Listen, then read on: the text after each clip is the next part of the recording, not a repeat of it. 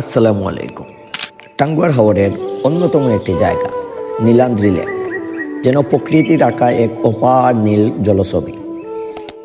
নির্জনতার মাঝে নীলচে স্বচ্ছ পানির আভা, দূরে ছোট্ট ছোট্ট টিলাগুলো সবুজে মায়ায় মোড়া, এজন্য চোখে দেখায় এক স্বপ্ন।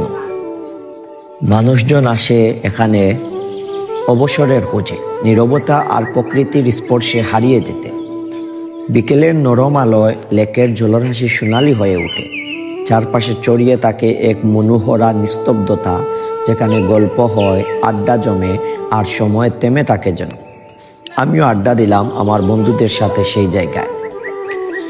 প্রতিটি দৃষ্টি যেন আবদ্ধ হয়ে সেই সৌন্দর্যের বন্ধনে, আর পাশে ইন্ডিয়ার সীমান্ত রেখা আরও বাড়িয়ে তুলে দৃশ্যপটের রূপলাবণ্য।